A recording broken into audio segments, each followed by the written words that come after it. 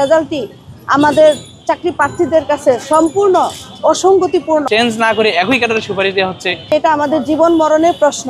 আমরা চাই যেন সবাই খুশি থাকে সেরকম একটি রেজাল্ট। আমরা নিজেরা আসি নাই, আমাদেরকে আন্দোলনে ঠেলে দেওয়া হয়েছে।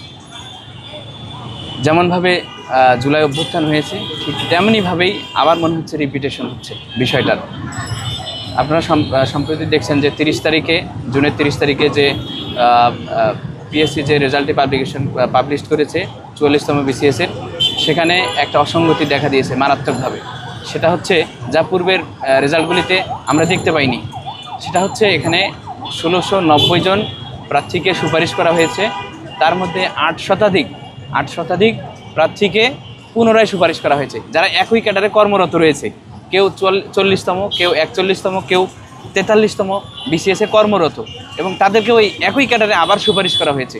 ফলে এই ক্যাডার পোস্টটিতে তারা তো এখন জয়েন করবে না। যেহেতু এখন জয়েন করলে তারা তো আবার নতুনভাবে শুরু করতে হবে, তারা জুনিয়র হয়ে যাবে। সুতরাং আমরা তাদের সাথে কথা বলেছি, তারাও এ নিয়ে ক্ষিপ্ত। তাদেরকে কেন দ্বিতীয়বার কেন একজন ক্যাডার হওয়ার পরে দ্বিতীয়বার আবার কেন বিসিএস দেন? উনি চান যে উনি ক্যাডার চেঞ্জ করবেন সেজন্য, কিন্তু তার যখন চেঞ্জ না করে একই ক্যাডারের সুপারিশ দেওয়া হচ্ছে, নতুনদেরকে সুযোগ দেওয়া হচ্ছে না, তার মানে হচ্ছে এই পোস্টটি তখন ফাঁকা থাকতেছে বা অপচয় ঘটতেছে।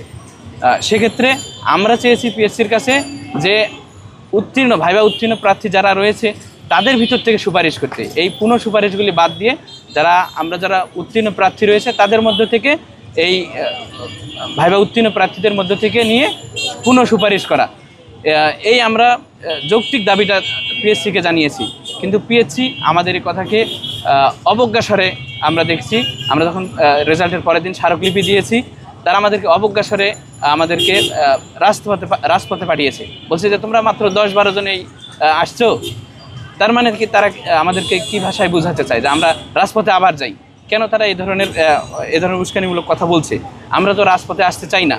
আমরা অসঙ্গতি হইলে বা কোথাও ভুল হলে সেটা আমরা ধরিয়ে দিতে চাই একদম শান্তভাবে, যেন আমাদের বিজ্ঞ মেম্বাররা বুঝতে পারেন যে এটা একটা ভুল ছিল, বা জেনে হোক না জেনে হোক।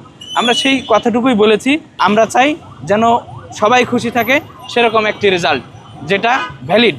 আমরা পিএসসি এবং রাষ্ট্রের বিভিন্ন নির্বাহী ব্যক্তিবর্গ যারা আছে তাদেরকে বিষয়টা আমরা অবহিত, অলরেডি তারা জেনেছেন, বিভিন্ন মাধ্যমে মিডিয়ায় বিভিন্ন পত্রপত্রিকা চলে এসেছে। কারণ গত 2 দিনের কর্মসূচি এর আগে আমরা করেছি, আজকে 3য় দিন চলতেছে আমাদের কর্মসূচি। তো এই কর্মসূচির পরেও যদি ওনারা বিষয়টা আমলে না নিয়ে বিষয়টা আরও খারাপের দিকে নিয়ে যায়, তাহলে তো আমাদের করার কিছু থাকবে না। সেক্ষেত্রে আমরা যেভাবে এখানে রাজু ভাস্কর্যের সামনে অনশন করতেছি, আগামীতে দিনগুলো আরও কঠোর কর্মসূচি পালন করতে আমরা কোনো দ্বিধা করব না, কারণ এটা আমাদের জীবন মরণের প্রশ্ন।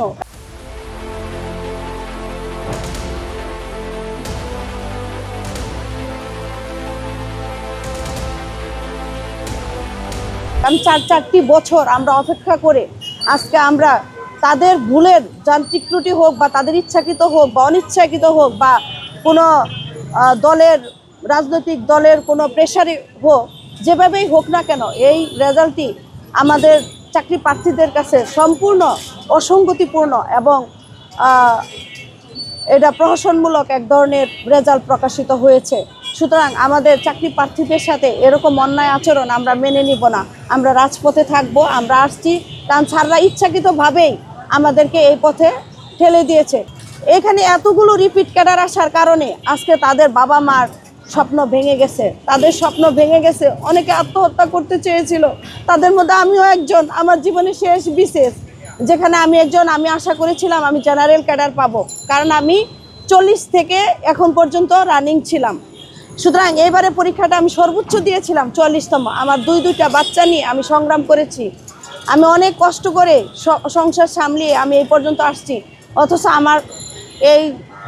আমি একটা কঠিন বোর্ডে ভাইবা দিয়েছিলাম, যেখানে আমি 26 মিনিট ছিলাম, অনেক প্রশ্নের সম্মুখীন ছিলাম, চ্যালেঞ্জিং অনেক প্রশ্ন আমি মোকাবেলা করে আমি যদি এখন এই সামান্য তাদের ভুলের কারণে রিপিট চয়েস যেটা পুনঃসুপারিশকৃত একজন ব্যক্তি একই ক্যাডারে 40, 41, 43 এর আগে যেহেতু এই বিশেষগুলো পরপর ছিল, খুবই স্বল্প সময়ের ব্যবধানে এগুলো হয়েছিল, কারণ তখন করোনা ছিল, এই জন্য হয়তো এটা হয়েছিল, ভুল হয়েছিল।